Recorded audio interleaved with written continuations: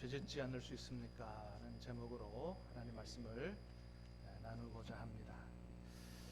자, 여러분 어떻습니까? 오늘 말씀의 제목처럼 우리가 살아가면서 정말 죄 안 짓고 살 수가 있을까요? 여기에 대해서 생각들이 다 다르시겠습니다만은 많은 분들은 그렇게 생각을 합니다. 아니다. 우리가 연약해서 죄 지을 수밖에 없다. 그래서 예수님이 십자가에 달려 돌아가신 게 아니냐. 우리가 연약해서 죄 지을 수밖에 없기 때문에 또 우리 죄를 자백하고 용서를 구하면 용서해 주신다는 거 아니냐. 이제 그렇게 생각을 합니다. 여러분 어떻게 생각하십니까? 맞는 말일까요? 반만 맞는 말입니다. 반만 맞는다는 얘기는 맞는다는 말입니까? 틀린다는 말입니까? 반만 맞으면 틀린 거나 마찬가지예요. 우리가 여러분 이런 생각을 가지고 있기 때문에 죄의 유혹이 올 때 너무나도 쉽게 무너진다는 것입니다. 왜요? 또 용서받으면 되기 때문에 라고 하는 거죠. 사실은 저도 옛날에는 그렇게 생각했어요. 왜냐하면 내가 완벽하게 죄 안 짓고 살지 못하는 나의 모습을 보기 때문에 내가 아무리 노력해도 안 되는 걸 뭐. 그러니까 우리는 연약해서 죄 지을 수밖에 없고 또 하나님 앞에서 용서받는 게 마땅한 거야. 이렇게 생각을 했는데 여러분 그러나 아무리 내가 안 돼도 기준은 내가 아니고 말씀인 줄로 믿습니다. 기준은 내가 아니고 하나님의 말씀이고 진리는 내가 아니고 하나님의 말씀이 진리입니다. 자, 그러면 여러분 성경에서 말하는 하나님의 뜻은 뭐라고요? 구원받은 우리가 더 이상 죄짓지 않고 사는 것이 하나님의 뜻이다라고 하는 거예요. 믿습니까? 우리가 이것을 분명하게 믿어야 된다는 거예요. 죄짓지 않는 것이 하나님의 뜻이다. 여러분 회개하면 또 용서해 주신다는 말은 그러니 또 죄를 지어도 괜찮다 이런 말이 아니라는 거죠. 또 용서해 주신다는 것은 우리 하나님께서 긍휼과 자비와 사랑이 풍성하시기 때문에 또 용서해 주시기를 원하시지만은 그러나 그래서 또 용서해 주시는 것과 내가 또 용서받으면 되지 하고 쉽게 죄에 넘어가는 것하고는 다른 문제다라고 하는 것입니다. 절대로 우리나 혹이라도 그 하나님의 넉넉한 자비와 은혜를 이용해서는 안 된다라고 하는 것입니다. 여러분 우리가 잘 아는 것처럼 현장에서 간음하다 붙잡혀온 여인에게 주님께서 그의 죄를 용서해 주시면서 하신 말씀이 있죠? 뭐라고 말씀하십니까? 요한복음 8장 11절입니다. 시작. 예수께서 이르시되 나도 너를 정죄하지 아니하노니 가서 다시는 죄를 범하지 말라 하시니라. 아멘. 그렇습니다. 그 여인의 죄를 정죄하지 않고 용서해 주셨어요. 이게 하나님의 뜻이죠. 주님의 마음이에요. 그런데 그 뒤에 덧붙이신 말씀이 뭐라고요? 가서 다시는 죄를 범하지 말라가 주님의 뜻이라는 거죠. 또 다시 죄를 짓고 오면 내 용서해 줄게 이게 아니라는 거죠. 또 용서해 주실 거예요. 그러나 주님의 뜻은 가서 다시는 죄를 범하지 않는 것이다. 로마서 6장에서도 말씀합니다. 같이 읽어봅니다. 1절부터 4절까지 시작. 그런즉 우리가 무슨 말을 하리요? 은혜를 더하게 하려고 죄에 거하겠느냐? 그럴 수 없느니라. 죄에 대하여 죽은 우리가 어찌 그 가운데 더 살리요? 무릇 그리스도 예수와 합하여 세례를 받은 우리는 그의 죽으심과 합하여 세례를 받은 줄을 알지 못하느냐? 그러므로 우리가 그의 죽으심과 합하여 세례를 받음으로 그와 함께 장사되었나니 그의 아버지의 영광으로 말미암아 그리스도를 죽은 자 가운데서 살리심같이 우리로 또한 새 생명 가운데서 행하게 하려 함이라. 아멘. 그렇습니다. 여러분 예수님이 저와 여러분의 구세주이심을 믿으십니까? 정말로 예수님이 십자가에 달려 돌아가신 예수님이 나의 죄를 대신 짊어지고 죽으신 구세주라는 사실을 진실로 믿는다면 이미 우리는 그때 십자가에서 예수님과 함께 죽었다는 거예요. 죄에 대하여 이미 죽었다는 겁니다. 여러분, 죄는 살아있는 사람이 짓지요, 죽은 사람은 죄 지을 수가 없어요. 예수님이 죽으실 때 내가 그 십자가에서 함께 죽었다고 고백하는 사람은 죄 지을 수 없다. 예수님께서 우리의 죄를, 모든 죄를 짊어지고 십자가에 돌아가시고 3일 만에 부활하시면서 우리가 예수님과 함께 죽었기 때문에 예수님 안에서 다시 살아났는데, 그 죄 가운데서 구원하여 우리를 하나님의 자녀 삼아주신 이유가 뭐라고요? 우리로 하여금 새 생명 가운데서 행하게 하려 함이라. 더 이상 옛날처럼 여전히 죄 짓는 삶을 청산하고 이제는 하나님의 자녀답게 거룩하고 정결하게 그렇게 새로운 생명 가운데서 새 삶을 살도록 하기 위해서 예수님이 십자가에 우리를 대신해서 죽으셨다라고 하는 것이죠. 그래서 여러분, 하나님의 자녀가 된 사람은 죄 안 짓고 사는 게 정상이라는 거예요. 그게 하나님의 뜻이라는 거죠. 여러분, 오늘 본문에서도 분명히 말씀합니다. 오늘 본문의 9절입니다. 시작. 하나님께로부터 난 자마다 죄를 짓지 아니하나니 이는 하나님의 씨가 그의 속에 거함이요 그도 범죄하지 못하는 것은 하나님께로부터 났습니다. 아멘. 하나님께로부터 난 자마다 죄를 짓지 아니한다는 거예요. 이는 하나님의 씨가 그의 속에 거함이요 그도 범죄하지 못하는 것은 하나님께로부터 났기 때문이다. 그렇습니다. 하나님께로부터 난 자는 한마디로 말합니다. 죄 지을 수 없다. 죄 짓지 않는다. 왜요? 하나님의 씨가 그의 안에 거하기 때문이다. 이 하나님의 씨가 뭐냐? 학자들은 대체로 이것이 하나님의 말씀과 성령이라고 얘기합니다. 하나님의 말씀과 성령이 우리 안에 오셨기 때문에, 그 생명의 씨앗이 있기 때문에 우리가 죄 짓지 않을 수 있다는 것입니다. 그도 그럴 것이 성경 이곳저곳에 말씀과 성령이 우리로 하여금 죄와 싸워 이기게 한다고 말씀하십니다. 히브리서 4장 말씀입니다. 시작. 하나님의 말씀은 살아있고 활력이 있어 좌우의 날선 어떤 것보다도 예리하여 혼과 영과 및 관절과 골수를 찔러 쪼개기까지 하며 또 마음의 생각과 뜻을 판단하나니 지으신 것이 하나도 그 앞에 나타나지 않음이 없고 우리의 결산을 받으실 이의 눈앞에 만물이 벌거벗은 것 같이 드러나느니라. 아멘. 그렇습니다. 여러분, 하나님의 말씀이 살아있고 운동력이 있어서 우리를 수술하는 메스칼이 들어오는 것보다 더 깊은 곳까지, 우리 혼과 영과 및 관절과 골수 깊은 곳, 아무도 알아차리지 못하는 나만이 아는 죄까지 찔러 쪼개고 들어와서 우리의 모든 죄를 밝히 다 드러내기 때문에 말씀 앞에서는 우리 죄가 다 드러날 수밖에 없다. 따라서 말씀과 함께 살아가는 사람은 죄 지을 수 없다고 말씀합니다. 그래서 디모데전서 4장 5절을 말씀합니다. 하나님의 말씀과 기도로 거룩하여 지민이라. 우리 스스로가 아닙니다. 하나님의 말씀과 기도로 거룩하여진다. 디모데후서 3장 16절 말씀합니다. 시작. 모든 성경은 하나님의 감동으로 된 것으로 교훈과 책망과 바르게 함과 의로 교육하기에 유익하니 이는 하나님의 사람으로 온전하게 하며 모든 선한 일을 행할 능력을 갖추게 하려 함이라. 아멘. 여러분, 과연 우리가 무슨 방법으로 하나님의 사람으로 온전하게 될 수 있느냐? 하나님의 사람으로 온전하게 되는 것은 하나님의 말씀으로 된다라고 말씀합니다. 여러분, 무엇이 우리로 하여금 죄 안 짓고 온전히 하나님의 사람으로 살아갈 수 있도록 한다고요? 하나님의 말씀이라는 거예요. 그러므로 여러분, 날마다 하나님의 말씀으로 사시기를 주님의 이름으로 축복합니다. 우리의 결단과 노력으로 안 된다는 겁니다. 말씀으로 살 때 우리가 하나님의 사람으로 온전하게 될 수 있다.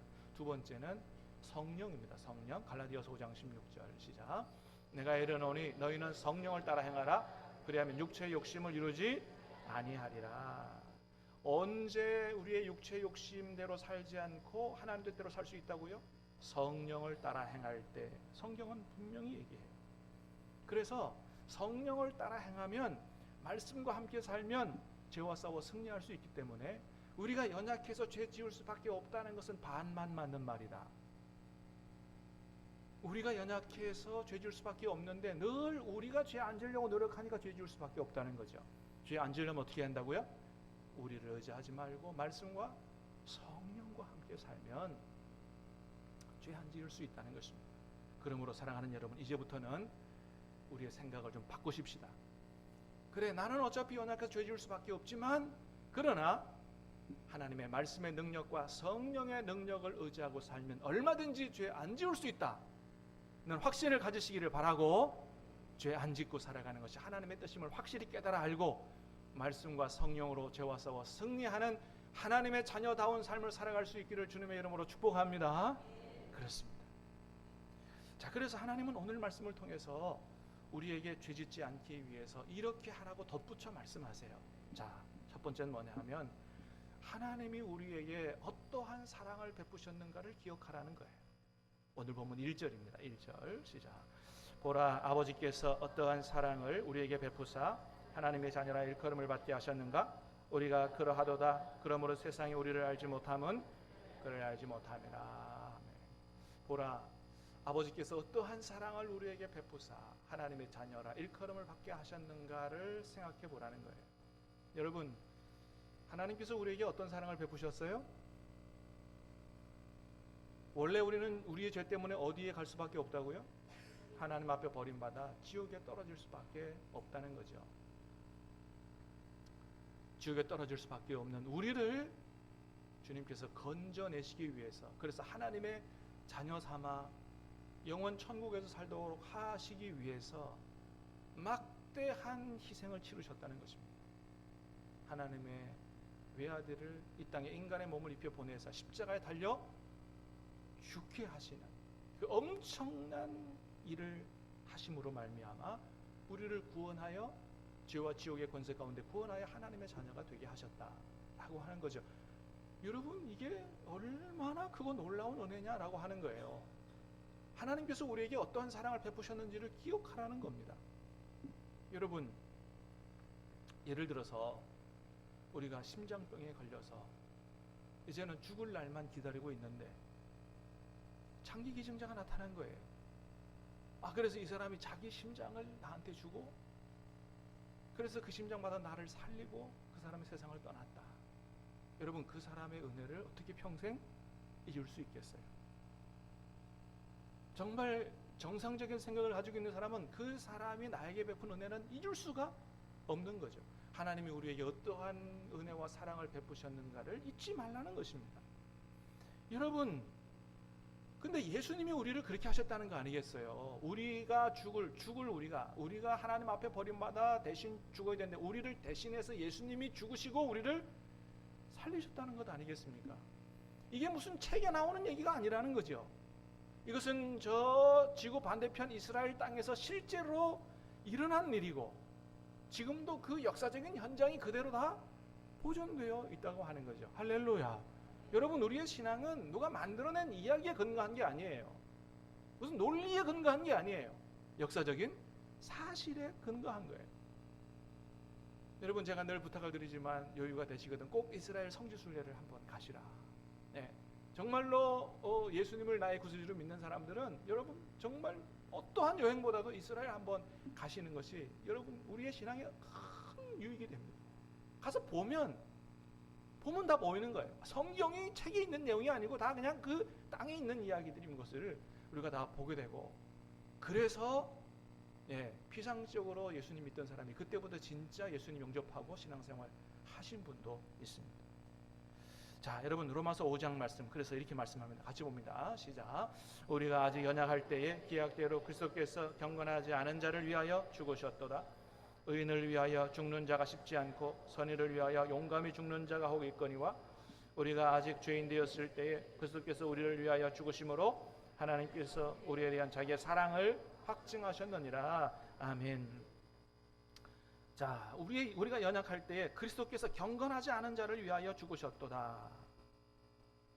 의인을 위하여 죽는 자가 있고 선인을 위하여 용감히 죽는 자가 혹 있지만은 죄인 되었을 때, 우리가 죄인 되었을 때 죄인을 위해서 대신 죽는 사람이 누가 있느냐는 거예요. 사형수를 위해서 대신 죽는 사람이 누가 있느냐? 우리가 하나님 앞에 죄인이, 우리가 하나님 앞에 사형수였는데, 그런데 그리스도께서 우리를 대신하여 죽으심으로 우리를 향한 하나님의 사랑을 확증하셨다는 것입니다. 여러분, 주님께서 우리를 죄와 지옥의 권세 가운데서 건져내셨습니다. 할렐루야. 왜 건져내셨어요? 더 이상 죄 짓지 말라. 죄에서 건져내셨어요. 여러분, 예수님이라고 하는, 예수라는 이름의 뜻이 뭐예요? 자기 백성을 저희의 죄에서 구원할 자라는 뜻입니다. 예수님은 우리를 가난에서 구원하려고 십자가에 죽으시지 않으셨어요. 예수님은 우리를 질병에서 구원하려고 십자가에 죽으시지 않으셨어요. 어디서 구원하려고요? 죄에서 구원하려고. 오늘 본문도 말씀합니다. 예수님이 나타나시면 마귀의 일을 멸하려고 나타나셨다고 말씀하십니다. 여러분, 왜 예수님은 우리를 가난도 아니고 질병도 아니고 죄에서 구원하려고 그렇게 십자가에 죽으셨습니까? 죄는 하나님의 무서운 심판을 불러오고, 죄는 우리를 지옥으로 끌고 가는 우리의 원흉이기 때문에 그렇습니다. 그래서 지옥 가지 말라고, 그래서 독생자를 죽이시면서까지 우리를 죄에서 구원하셨다. 이것을 정말로 알고 믿는다면 어떻게 더 죄를 짓고 살겠느냐라고 하는 거예요. 런던 템플 교회에 에밀 매틀럿이라고 하는 성도님이 계셨답니다. 큰 식당을 운영하는데 이분이 참 마음이 넉넉해서 어려운 사람들한테 음식도 나눠주고 선행을 많이 베풀었다 그래요. 이분이 신실하게 하나님을 섬기는 사람이기 때문에 선교단체에서 좀 도움을 요청하면 현금을, 큰 현금도 이렇게 헌금도 하면서 선교도 돕는 이런 사람이었다 그럽니다. 어느 날 한 선교단체에서 와서 좀 선교 헌금을 해달라 이렇게 하니까 그냥 이렇게 그 장사하던 현금 서랍을 탁 열어서 이렇게 헌금을 이렇게 했대요. 그때 선교단체 사람이 그 돈통에서 긴 못을 발견한 거예요. 아니, 왜 이 돈통에 긴 못이 있습니까? 라고 물었더니 이분이 하는 말이, 이 못은 나를 구원하기 위해서 예수 그리스도께서 치르신 값과 그 때문에 내가 진 빚을 잊지 않으려고 넣어놓은 것입니다. 그렇게 대답을 했답니다. 그러니까 이분의 머릿속에는, 마음속에는 항상 뭐가 있어요? 예수님의 십자가의 은혜가 있는 거죠. 그 못을 자기의 가장 가까운 곳에 두고서 늘 주님의 십자가를 바라보고 십자가의 은혜를 잊지 않으려고 했던 거죠.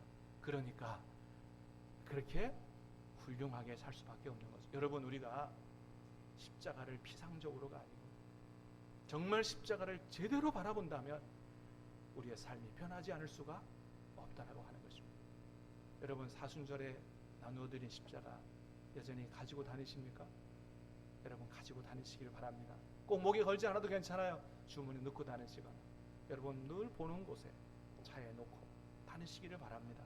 여러분, 그리고 십자가에서 예수님이 왜 죽으셨는가를, 왜 나를 대신하여 죽으셨는가를 기억하고 죄에서 구원하신 그 주님의 뜻대로 죄와 싸워 승리하는 삶을 살아갈 수 있기를 주님의 이름으로 축복합니다.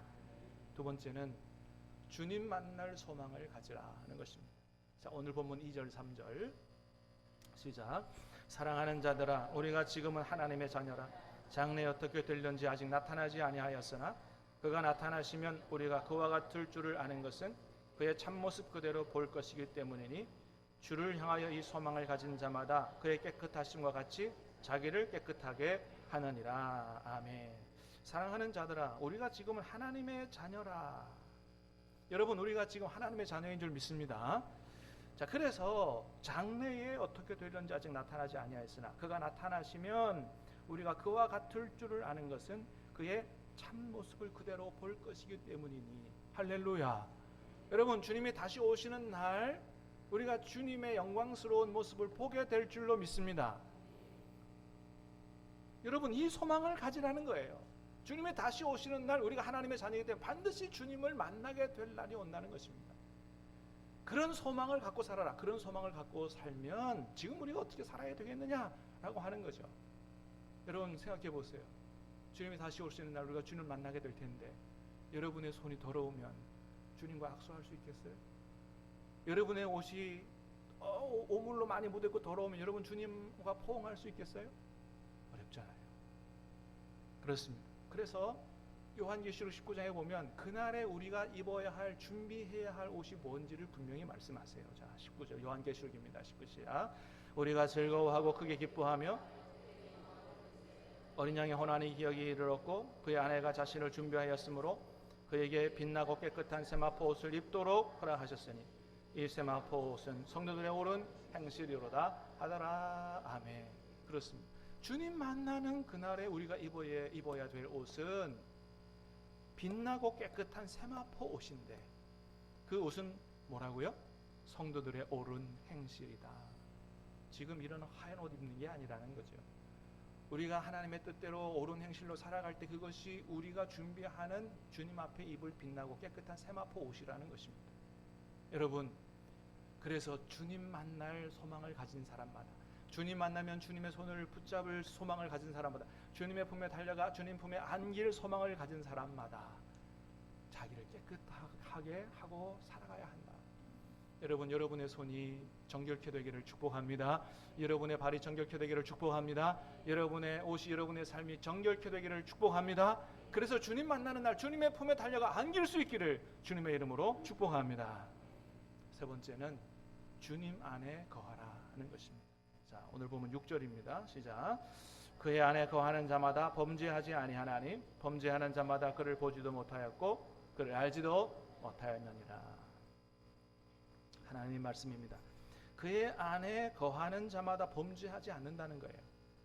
그의 안에 거하는 자마다 범죄하지 않는다. 범죄하는 자마다 그를 보지 못하였고 알지 못하였다. 그렇습니다. 여러분, 왜 우리가 죄를 범하고 살까요? 주님 안에 거하지 않기 때문입니다. 여러분, 왜 우리가 자꾸 죄의 유혹에 넘어갈까요? 주님을 제대로 알지 못하기 때문에. 다시 말해서 우리가 정말 주님을 제대로 알고 주님 안에 거하면 죄 안 짓게 된다는 것입니다. 할렐루야. 저와 여러분의 남은 여생 될 수 있기를 축복합니다. 주님 안에 거하고 주님을 제대로 알면 죄 안 지을 수 있다는 거예요. 여러분, 주님이 어떤 분이십니까? 여러분, 주님은 부활하신 줄로 믿습니다. 주님은 부활하셨어요. 죽으심으로 끝난 분이 아니에요.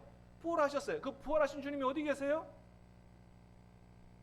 하나님 보좌 위에, 하나님 보좌 옆에만 앉아 계신 것이 아니고 성령으로 오늘도 우리와 동행하고 계시는 줄로 믿습니다. 지난주에 들은 말씀이에요. 여러분, 그렇습니다. 우리가 정말로 주님이 부활하셨고 부활하신 주님께서 성령으로 지금 나와 늘 동행하고 계신다는 사실을 분명히 알고 주님과 동행하고 살아간다면 어떻게 죄를 지을 수가 있겠느냐는 거예요. 여러분, 우리가 운전을 할 때 카메라가 보이잖아요. 그러면 막 그대로 달립니까? 속도를 줄입니까? 속도를 줄이죠. 카메라 보면서도 그냥 달리는 사람은 대단한 사람이죠. 여러분, 우리가 운전할 때 때로는 막 내가 막 달리고 내 마음대로 운전하다가도 옆에 애가 타거나 부모님을 태우고 가면 어떻게 해요? 조심하게 되잖아요. 신호도 안 어기려고 그러고. 왜? 자식이 다 자녀가 보니까. 여러분, 우리가 카메라 앞에서도 조심하고 자녀들 앞에서도 조심하는데 하물며 부활하신 주님이 지금 나와 동행하고 계시는데, 주님이 다 보고 계시는데 어떻게 우리가 죄를 마음대로 짓고 살 수가 있느냐는 거예요. 여러분, 요셉은 그렇게 항상 하나님과 동행하는 사람이었다고 성경은 기록합니다. 창세기 39장입니다. 자, 같이 봅니다. 시작. 여호와께서 요셉과 함께 하심으로 그가 형통한 자가 되어 그의 주인 애굽 사람의 집에 있으니 그의 주인이 여호와께서 그와 함께 하심을 보며 또 여호와께서 그의 범사에 형통하게 하심을 보았더라. 아멘. 여호와께서 요셉과 함께 하심으로, 하나님이 요셉과 함께 하셨다는 거예요. 근데 그의 주인이 여호와께서 그와 함께 계심을 봤다는 거예요.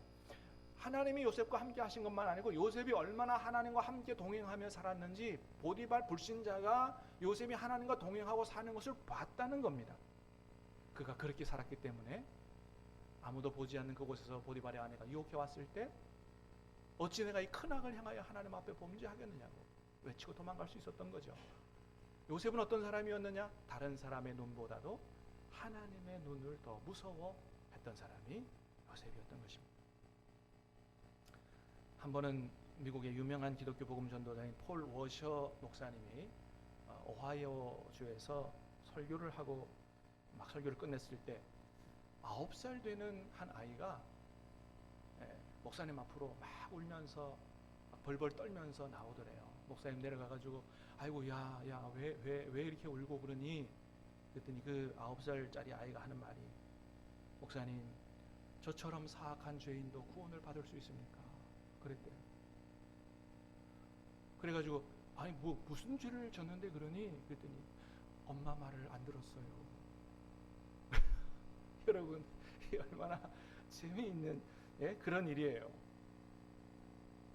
근데 목사님께서 뭐라고 말씀하셨냐 하면 이 일은 그 아이 안에서 성령께서 하신 일이라고 말씀하셨다는 것입니다. 여러분, 그래요? 우리 안에서 성령께서 역사하시면 작은 죄도 그냥 지나갈 수가 없어요. 작은 죄도 이게 작은 죄가 아니라 우리를 지옥으로 끌고 갈 엄청난 죄라는 사실을 깨닫게 된다고 하는 거죠. 여러분, 로마서 1장 29절에 그것을 분명하게 말씀하고 있습니다. 같이 봅니다. 시작. 곧 모든 불의, 추악, 탐욕, 악의가 가득한 자요, 시기, 살인, 분쟁, 사기, 악독이 가득한 자요, 수군수군하는 자요, 비방하는 자요, 하나님께서 미워하시는 자요, 능욕하는 자요, 교만한 자요, 자랑하는 자요, 악을 도모하는 자요, 부모를 거역하는 자요, 우매한 자요, 배약하는 자요, 무정한 자요, 무자비한 자라. 그들이 이 같은 일을 행하는 자는 사형에 해당한다고 하나님께서 정하심을 알고도 자기들만 행할 뿐 아니라 또한 그런 일을 행하는 자들을 옳다 하느냐. 하나님이 사형에 해당한다고 정한 죄들이 대표적으로 21가지라고 말씀합니다. 그 중에 뭐라고요? 시기하는 것도, 분쟁하는 것도, 정말 분쟁하는 것이 하나님이 사형에 해당하는 죄라고 정한 것을 분명히 안다면 어떻게 분쟁할 수 있냐는 거예요. 어떻게 교회 안에서 쌍욕을 하면서 싸울 수 있냐는 거예요. 부모를 거역하는 자, 수근수근하고 뒤에서 남 험담하는 사람, 다 하나님이 사형에 해당한다고 정하신 죄라는 거예요. 그런데 자기들만 행할 뿐 아니라 괜찮다고 얘기한다는 것입니다. 여러분, 성령께서 우리 안에 역사하시면 이런 죄들도 넘어갈 수 없는 그런 깨달음과 반성과 회개가 있을 수밖에 없다는 것입니다. 사랑하는 여러분, 부활하신 주님이 오늘도 저와 여러분의 삶에 친히 동행하고 계시는 줄로 믿습니다. 나눠드린 십자가를 늘 여러분의 품에 지니고 다니면서 두 가지를 생각하시기 바랍니다. 첫 번째는 주님께서 나를 죄와 지옥의 권세 가운데서 구원하기 위해서 이 십자가에 달려 돌아가셨다. 나를 죄에서 구원하시기 위해서 돌아가셨으니 어찌 내가 더 이상 죄를 짓겠는가. 두 번째는 여러분, 십자가를 볼 때 거기에 예수님이 달려 계시지 않습니다. 천주교 십자가에는 예수님이 달려 계세요. 기독교 십자가에는 예수님이 달려 계시지 않습니다. 무슨 얘기입니까? 주님이 부활하셨다는 거예요. 할렐루야. 주님이 부활하셨습니다. 부활하신 주님이 어디 계세요? 오늘 나의 삶에 동행하고 계신다 라는 사실을 기억하시면서 말씀과 성령으로 부활하신 주님과 동행하시면서 모든 죄와 싸워 승리하는 하나님의 자녀답게 거룩하게 살 수 있기를 주님의 이름으로 축복합니다. 같이 찬양하고 기도하겠습니다.